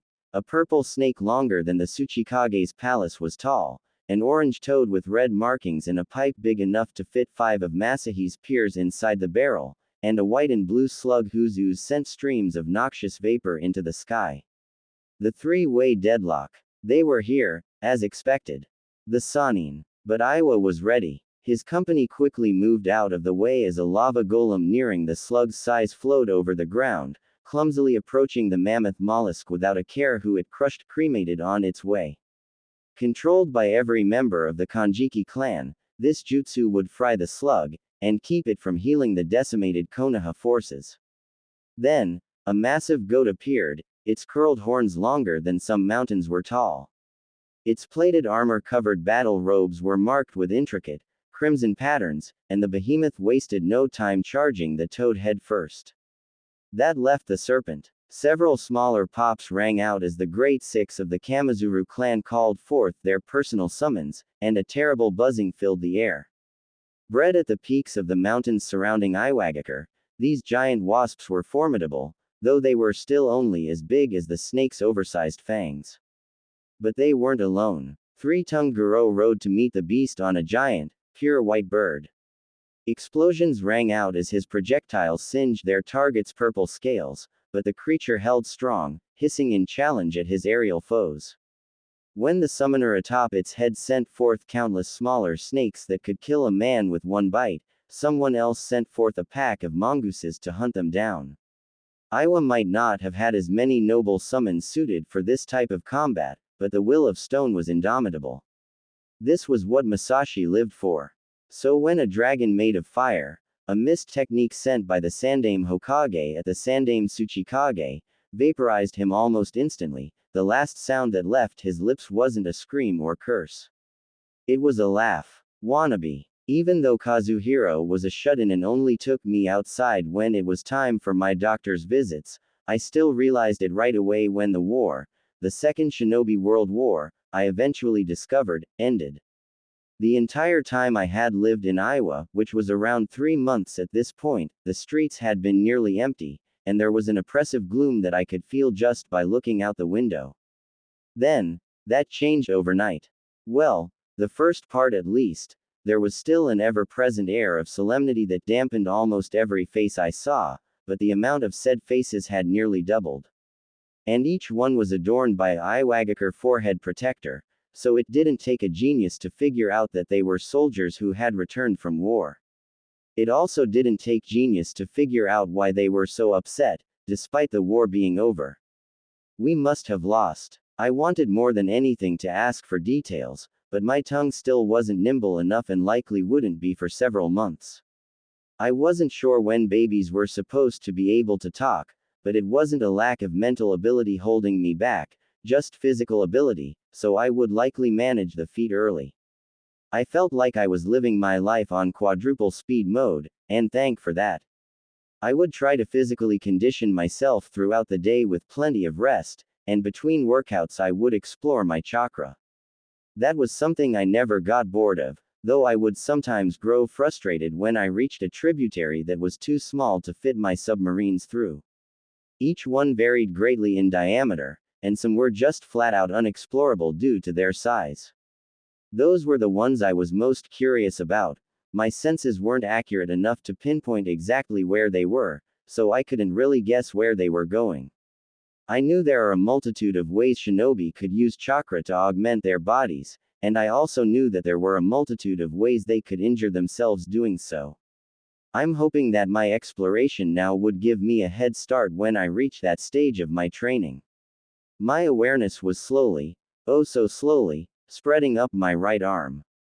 It was close to reaching my forearm at this point. The appendage wasn't nearly as exciting as my hand, which was almost unfathomably complex. That was probably why hand signs were so integral for casting jutsu. I kept having to revisit the region as my ability to navigate my submarine grew and I could suddenly reach places that had once eluded me. In other news, Kazuhiro was depressed. I didn't know why for the longest time, but I did my best to cheer him up whenever I saw him. My best consisted of grabbing his fingers and making cute noises. To my surprise, it actually seemed to work, though not for long. The morose expression would soon force itself back onto his face shortly after. To my pleasant surprise, as she was usually rather daft and spacey when it came to anything other than child rearing, Akane Obasan not only noticed his mood, but eventually spoke to him about it. All three of us were at her home across the street, because babies needed enrichment and there was precious little of it to be found at the Asano household. It was quite lovely, what I saw of it at least. Her son's old crib had been set up in her living room, which featured a giant window that caught as much light as the sky could provide and several floor-to-ceiling bookshelves. Scroll shelves. I wondered how she got them all. If this was anything like feudal Japan, they would have been difficult to get a hold of. I failed, Kazuhiro finally said, caving to Akane Obasan's nagging. I failed Hisashi, and I failed Kasaiki. How do you mean, Kazuhiro-kun? Akane Obasan asked gently. I was struck back at Konoha, he said shortly, avoiding eye contact with the woman and not looking in my direction entirely. And I wasn't there. And we lost the battle. It would have been my only chance to avenge Hisashi and Mana. With the non-aggression pact Lord Tsuchikage signed, I won't get another. Lost is a very strong word, Akane Obasan said hesitantly, choosing to fixate on that for some reason. We were forced to flee, he said angrily, his voice raising. Half the explosion corps is gone, most of the Kanjiki clan and Goro-sama, one of our S-ranked shinobi. Damn, we lost one of our cage-level shinobi. I'd never heard of Goro from the anime, but no one got that designation for the hell of it. People died in war, no shit. But someone that powerful. I wasn't sure when the Third Shinobi World War would start. We probably had some time left, at least. Nonetheless, dread began to curdle in my stomach. S rank wasn't enough. I'd have to be even stronger, when the time came. I had no desire to die again, not before I had a chance to live. And those are only the public losses, who knows how many of our forces have been killed besides that. What was Tsuchikage-sama thinking? Kazuhiro-kun, she admonished, looking over her shoulder as if expecting the door to be busted down. Do not say such things. You or I can't presume to know the motives of Lord Tsuchikage. There must have been a reason. What reason could there be? He cried. I don't know, but, Kazuhiro-kun, you must promise not to breathe a word of what I'm about to say to anyone. Do you swear? I was jolted out of my pity for my caretaker. His thought process might have been immature, but he himself was also immature, so it could be excused, and he was really going through it with the death of my parents, at her words. Of all people, Ditsi Akane Obasan was the one with meaningful information.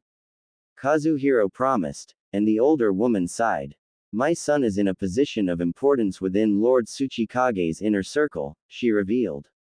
He confided to me that, as a direct result of the attack, he himself and Iwagakure as a whole has gained a great advantage. He wouldn't tell me what, exactly, and I knew better than to press. He also told me that, while the losses were significantly higher than expected, they underestimated not the leaf itself but the ability of its highest-ranked shinobi. Lord Tsuchikage is satisfied by the end result.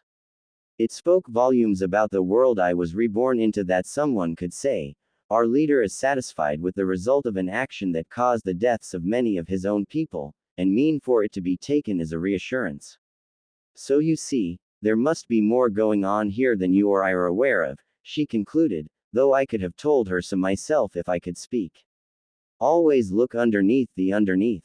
This was a ninja village. Nothing was what it seemed. I still should have been there, Kazuhiro whispered, and Akane laid a gnarled hand on his shoulder. I'm sure Hisashi would have been glad you weren't, she said, and I was certain that she was correct once again. Wannabe. Months passed, and I soon found that I wouldn't be blowing past milestones nearly as fast as I thought I should. Apparently, babies ordinarily developed physically and mentally at around the same rate. So, even though I possessed the mental ability of an adult, it still took just as long for me to be able to, for example, speak, roll over, crawl and eventually walk. Once I got to that part, however, I was unstoppable. I trained, played, constantly, something Akane Obasan only thought was cute because she didn't understand what I was really doing. Cat's cradle. That was for improving finger dexterity. The floor is lava, apparently a real concern in Iowa with the Yoden wielders scattered about, was for nimbleness and footwork. And drawing, well, that actually was for fun. But hey, It could be helpful in my future as a shinobi. You never know. Akane Obasan encouraged my talents, supplying brushes and colored inks. Not my preferred medium, but I wasn't sure pencils existed, so I made do. Kazuhiro might have been able to put two and two together regarding my self-training, but Iwagakure was struggling financially after the war's kinda sorta end. As such, all available shinobi were sent on mission after mission. And there were no shortage of things to do. With no one slinging jutsu around all over the place, merchants were eager to sell the inventories that had been piling up over the last couple years, and there was much that needed to be rebuilt. Also, Grass kinda hated Konoha now, for some reason, and decided that, out of the 5 great villages that had utterly decimated it over the course of the war, they disliked Iwa the least. That brought in a lot of business. So my official guardian wasn't home all that much anymore, leaving me at Akane Obasan's tender mercies. Really, it wasn't so bad. The older woman cared a lot, and wasn't so annoying that I found myself unable to reciprocate her feelings. It was sometimes a little off-putting how involved she was whenever she realized I was awake. She hovered a lot, babbling in baby speak as I played. Not at all like the grandma who had raised me in my last life, God rest her soul. That woman had been a much-needed foil for Sir, who was so strict that. No, there was no need to think about that. This life was supposed to be a fresh start. I did have to deal with nonsense every once in a while. Like on my first birthday, for example, when Akane Obasan decided that I should have a party. I complained, but the old bag didn't seem to piece together what I was complaining about. I could have tried harder, I suppose, but crying in general was beneath me, and crying because I wasn't getting my way was especially so. It was also hard. If I wanted any sound to pass through my lips, I really had to work for it, especially when said sound was in a higher register. But I digress. Akane Obasan wanted me to have a birthday party, a real one, with cake and other kids. I always hated the birthday scenes in Naruto fics, I think because I thought they were always too convenient. But then I realized, I wasn't in Konoha. I wasn't going to run into major characters and create lifelong bonds and rivalries. I wasn't going to meet some important parents and establish myself as a budding prodigy. I was a nobody orphan. Anyone who Akane Obasan could con into attending would be just as ordinary and unremarkable as I was on paper. Oh, I'm so excited. The old woman gushed. You'll get to make so many new friends. My son Atsuchi-kun passed along my invitations to some of the children of his coworkers. They're all very promising future shinobi, so this will be quite beneficial to your future. Mother. Hamamoto Atsuchi, Akane Obasan's son who I still haven't met. Who was apparently high up in Iwagakure command. His coworkers' kids were coming to this.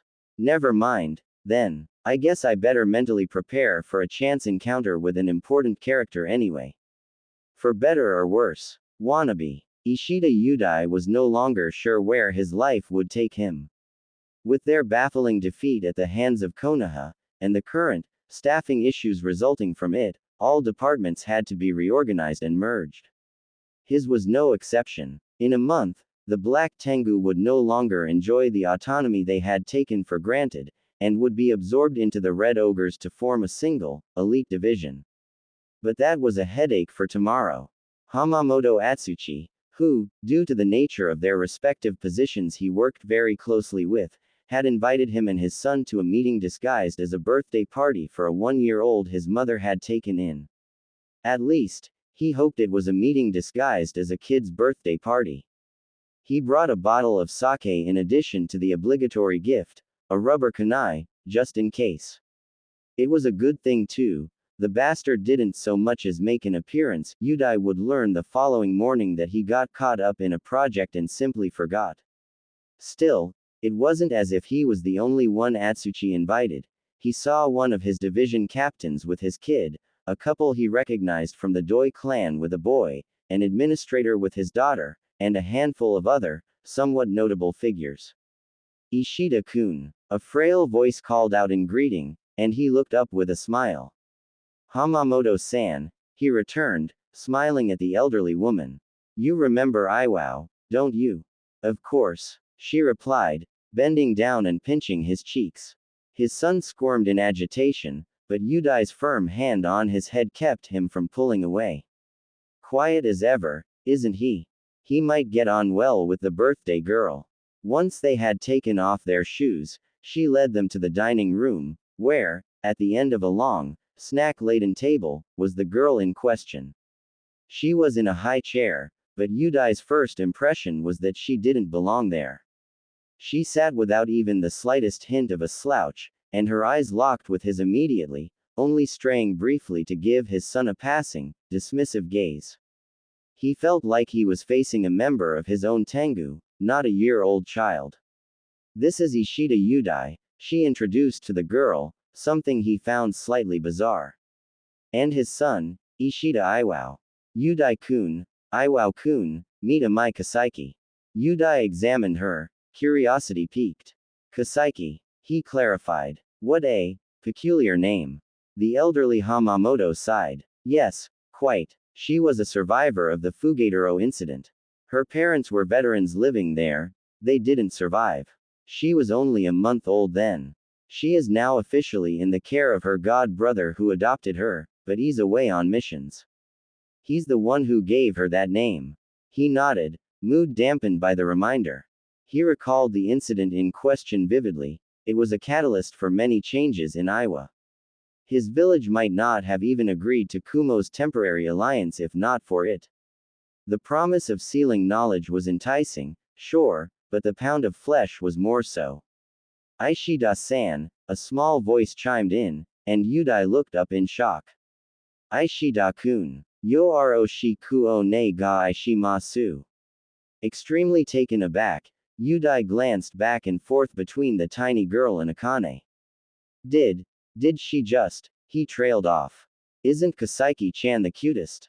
The older woman squealed. She's been practicing that all week. The little girl huffed in annoyance and looked away, as if embarrassed that her caretaker had revealed that. Did you teach her that? He asked dubiously, because that was an extremely well-enunciated sentence for a 1-year-old. Also, he doubted the girl had received a guest list and memorized all the names on it, so his surname couldn't have been rehearsed, right? It was clear the syllables would have run together, but it was also clear that she recognized that and chose to space them out to compensate. Prioritizing clarity over speed and a more natural, if garbled, sound. He also noted that her voice was strangely hoarse. No, Kasaiki-chan is so smart, she picked that up herself. And, she wanted to greet her guests properly. Huh, he said, a little stumped. How long has she been speaking? She said her first word over a month ago, Hamamoto-san said proudly. No. Then arigato. Now, she pulls out phrases she hears at the drop of a hat, when she chooses to speak, that is. Talking at all is difficult for her, due to a chronic injury from that night. No to arigato was a big jump. Arigato had 4 kanas, syllables. Very interesting, he muttered, surprisingly not lying in the least. It is nice to meet you, Kasaiki-chan. Iwao is 2.5, so he's a little older than you are. Do you know when you'll be 2.5? Kasaiki's eyes flashed. October, year 110. Yudai, if he would get a correct answer at all, expected her to say a year and a half from now. The answer she gave was far more impressive. What do you want to be when you grow up? He asked. A shinobi, she said immediately. Why? He retorted immediately, and her face lost its aloofness. The corner of her lips tweaked upwards in almost amusement. Why not? Wannabe. Yudai kept a close eye on Kasaiki for the duration of the night, but it was clear the other guests wore her out. The children especially. They were all quite a bit older than her, and though most were forced to be there and quite resigned and subdued as a result, some were excitable. And likely attention-starved, with their parents always working. Then, Hamamoto-san announced it was time for cake. She set the dessert in front of the birthday girl, lit with a single candle, and Kasaiki bore the ensuing, off-pitch singing with the stoicism as a true shinobi. Okay, blow out the candle, Kaseki-chan. Her caretaker encouraged. The child regarded the flickering flame in front of her for a moment, and Yudai briefly wondered if the song had done more damage than he thought. But then, she reached out with her hand. No, Kaseki-chan, don't touch, the elderly woman cried with a start, but it was too late. Kaseki pinched the burning wick tightly between her fingers, snuffing it out without even the slightest wince. Kaseki-chan, Hamamoto-san scolded, fretting over her slightly singed fingers, but it seemed the girl had lost interest. Though she did help herself to a hefty slice of cake when offered, lackadaisically eating with her opposite hand as the older woman applied an unnecessary amount of burned salve to her tiny digits. Before he left the Hamamoto abode, Yudai made plans with Hamamoto-san.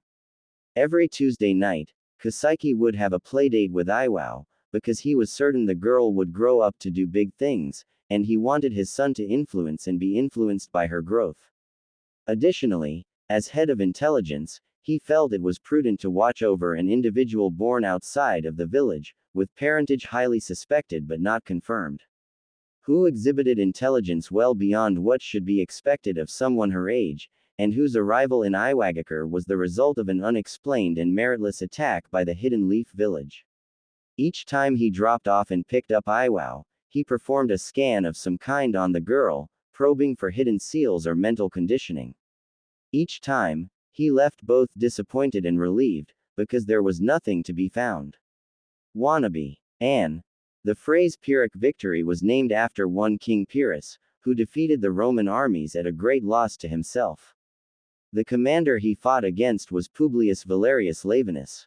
Credit to Brad DeLong for coining the term. Iowa needed some stronger shinobi. They're supposed to be one of the strongest hidden villages, which to me means they should have a handful of people who are A rank and up. So I created some 3 guesses as to Goro of the Three Tongues abilities, although he was killed by Orochimaru.